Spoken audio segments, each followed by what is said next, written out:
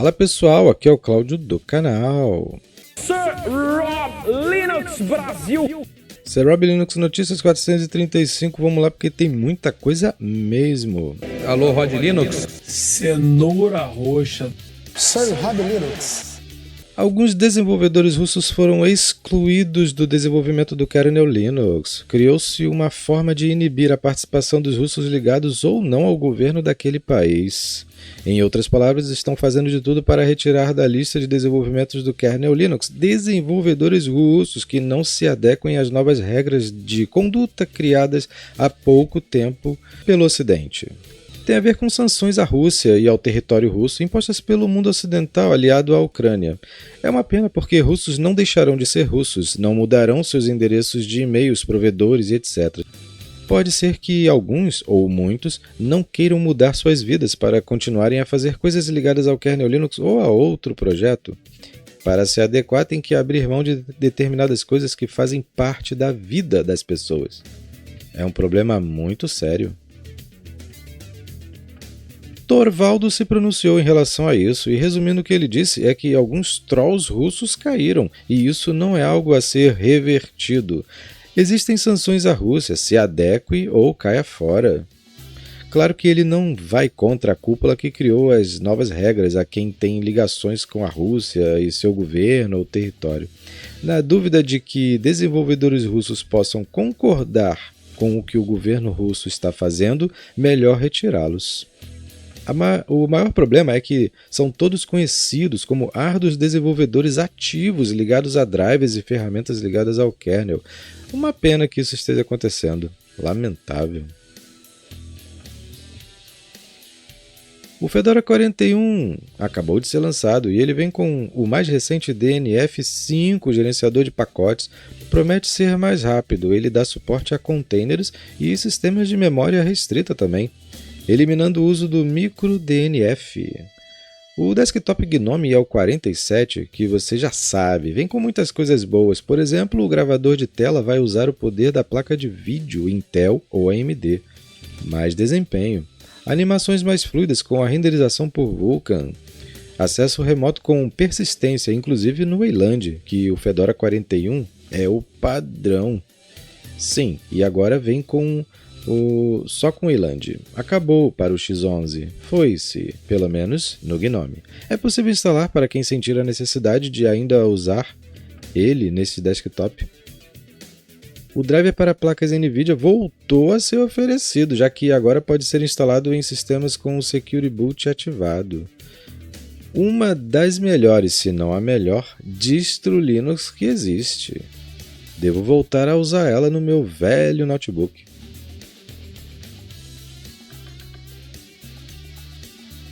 Firefox 132 foi lançado, o navegador que tem suas origens no Netscape, que se tornou free e open source e é um navegador padrão em várias distros.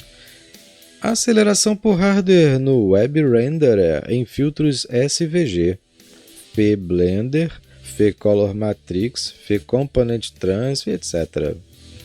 No lado do Linux agora é possível abrir arquivos baixados na versão por Flatpak. No modo proteção rigorosa, vai bloquear todos os cookies de terceiros. Foram resolvidos 1.885 bugs, mas sempre são achados alguns outros, porém não atrapalham o uso. Muitas coisas são estéticas, outras de usos específicos, de desenvolvedores ou detetive de bugs. O kit de ferramentas Snapdragon X Elite para Windows, X Elite para Windows, que foi cancelado, ganhou patches no kernel Linux, já que muitos desenvolvedores ainda possuem um exemplar para testar.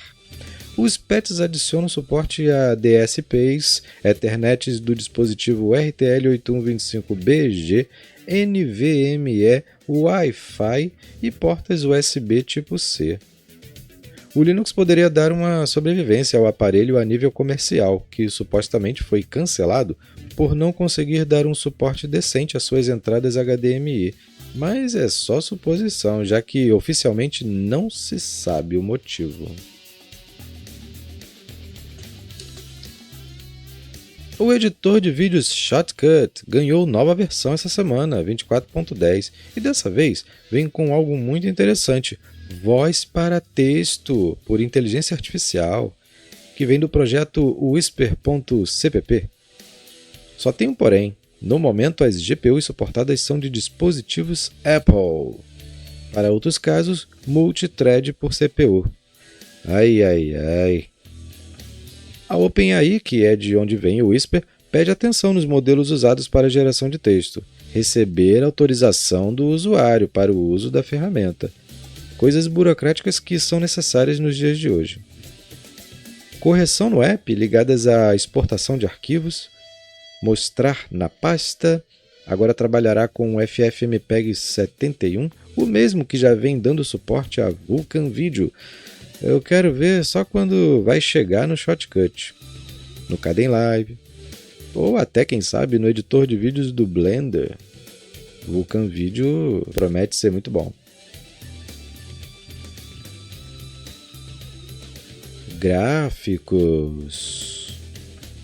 Finalmente o Virtuo GPU recebeu suporte a Vulkan depois de alguns anos em desenvolvimento.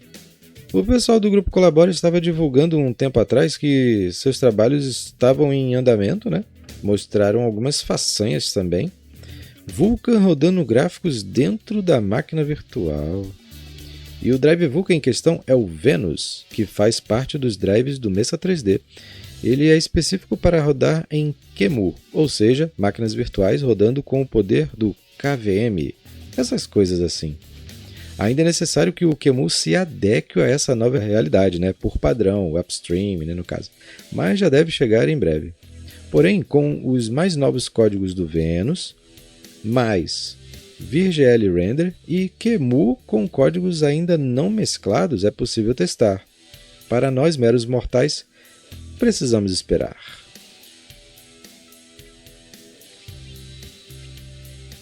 Olha os games aí, gente. Alô, Rod Linux? Red Hat Chili Peppers. Rod Linux, Robin. Alô. Mais uma nova versão do Steam Beta. Aqui eu já uso por padrão há muitos anos no meu Linux. Dessa vez vem com algo interessante, surpreendente, que é a exclusão da função de desativar o Steam Play globalmente, já que, por padrão, agora usará os runtimes da plataforma. E essa função será o padrão definitivo. Isso para jogos nativos. Apesar do Proton também fazer parte do Steam Play, ele não sofre alterações, apesar de eu achar que deveria ativar o Proton para todos os jogos, mesmo os não nativos. Mas com um aviso de jogável no Linux, aprovado, ou provavelmente vai falhar. Os jogos que não rodam bem ou não foram testados, deveria ter mais informação, porque às vezes a pessoa vem do Windows para o Linux ou do Mac para o Linux e alguns jogos estão desativados para rodar no Proton por padrão, tem que ativar. A pessoa acha que não roda. Outras coisas também nesta versão é o SDL Video Driver. Quando estava setado para o Wayland, dava problema. Então, agora o programa vai usar a interface voltada para o X11 de qualquer forma, através do SDL Video Driver. Dava problema de escalonamento em desktops não GNOME com o GNOME Portal Service. Ativado, né? Resolvido.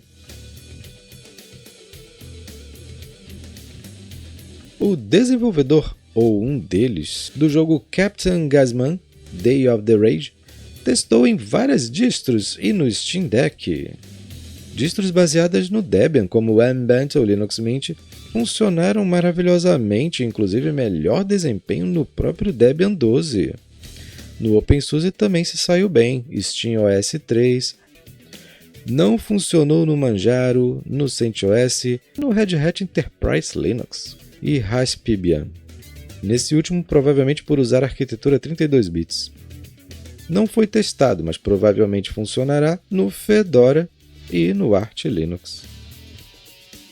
Jogo frenético em terceira pessoa, tem suporte nativo para Linux, vale a pena para dar uma animada aí. Tem versão demo, teste agora. Essa notícia você não vai ver por aí. E nem essa. O jogo Virus Rush Hazard of the Age ganhou versão nativa para Linux também. Também ganhou versão nativa Prim, point and click com suporte ao idioma português, de fantasia, aventura, quebra-cabeças, boa arte. Também tem versão demo. Vai!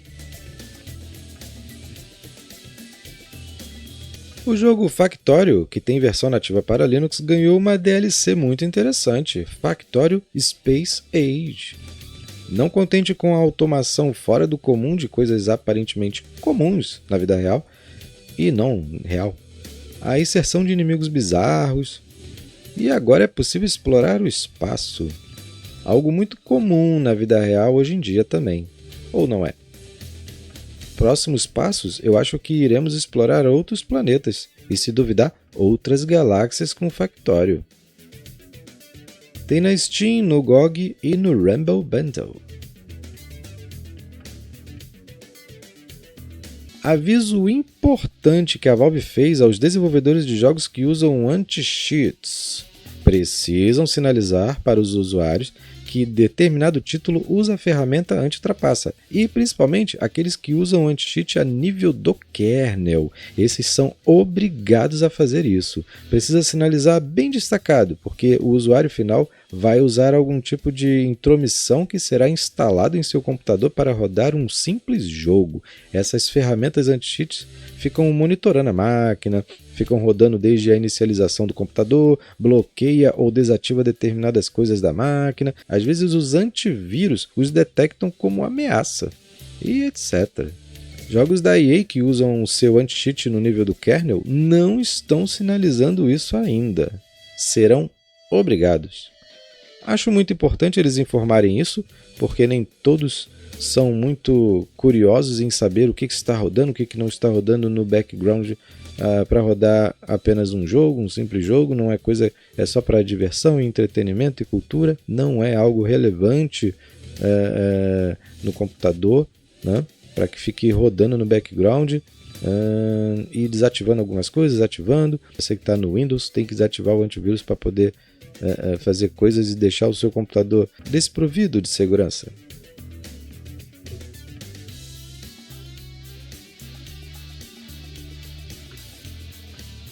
Já se inscreve no canal e ativa o sininho, porque semana que vem tem mais, e com o sininho ativado você recebe a notificação de vídeos novos do próximo Rob Linux Notícias também. Fique na paz, um grande abraço, até semana que vem, valeu!